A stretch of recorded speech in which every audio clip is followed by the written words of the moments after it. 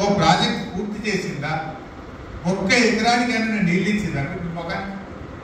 ఇలా కేసీఆర్ చేసిన పని వల్ల మిషన్ కాకతీయలో చెరువులు చేసినాం, పెద్ద ఎత్తున చెక్ డ్యాములు కట్టినాం, పెద్ద ఎత్తున పెండింగ్ ప్రాజెక్టులు పూర్తి చేసినాం, కొత్తగా ఎన్నో రిజర్వాయర్లు మల్లన్న సాగర్, కొండపోచమ్మ సాగర్, రంగనాయక సాగర్, అనంతగిరి, అదేవిధంగా మిడ్మానేర్, అదేవిధంగా ఎల్లంపల్లి, ఇట్లా ఎన్నో ప్రాజెక్టులు పూర్తి చేసి రైతాంగానికి నీళ్ళు ఇచ్చిన పార్టీ రైతు పార్టీ బీఆర్ఎస్ పార్టీ.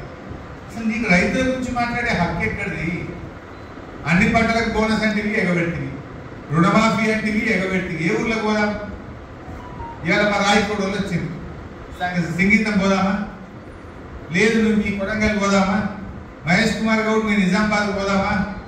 ఏ ఊళ్ళోనన్నా 100% రుణమాఫీ అయిందని వెళ్తున్నా అడుగుతామా? ఏ కసికన్నా కూర్చుందాం, ఏ ఊళ్ళకన్నా పోదాం.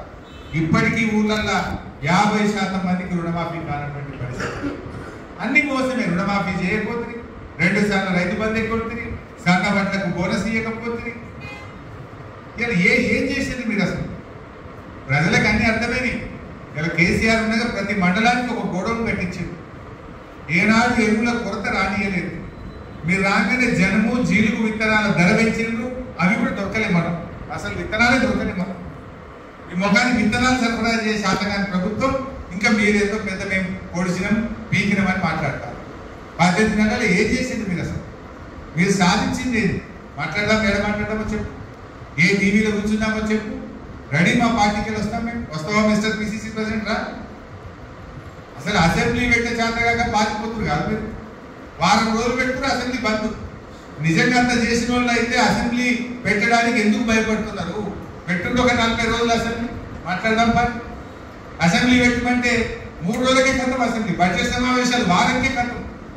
ఏడ బట్టలు ఇస్తారో బీఆర్ఎస్ వాళ్ళు, ఏడ పరుగు పోతుందో సమాధానం చెప్పుకోలేక వారం రోజులకే అసెంబ్లీ వాయిదా వేసుకుని పారిపోయే మీరు ఇంకేదో పెద్ద అసెంబ్లీలో మాట్లాడదామా, ఈడ పెట్టుని రెడీ. మా బీఆర్ఎస్ కార్యకర్త చాలు మీకు సమాధానం చెప్పడానికి.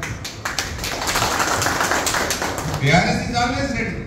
నేను మీ అందరికీ కూడా కోరేది ఒకటే, ప్రజలంతా బీఆర్ఎస్ దిక్కి చూస్తున్నారు. మీరు మంచిగా కలిసి పనిచేయండి. ఖచ్చితంగా మళ్ళీ ఎన్నికల్లో గెలిచేది 100% కేసీఆర్ ప్రభుత్వమే వస్తుంది, బీఆర్ఎస్ ప్రభుత్వమే. అందులో ఏం డౌట్ లేదు. రేవంత్ రెడ్డి మంచిగా 5 ఏళ్ళు ఉండాలి. 5 ఏళ్ళు ఉండి అది మళ్ళీ 20 ఏళ్ళ దాకా లేవది, అది మొలకెత్తది. ఈయన పురాగా 5 ఏళ్ళు ఉండాలని కోరుకోవాలి మనం. అది గిట్ట 5 ఏళ్ళు ఈయన ఉండాలి. 20 ఏళ్ళ దాకా కాంగ్రెస్ మళ్ళీ మొలకెత్తది. అది కావాలని కోరుకోవాలి మనం. చూసుకుందాం.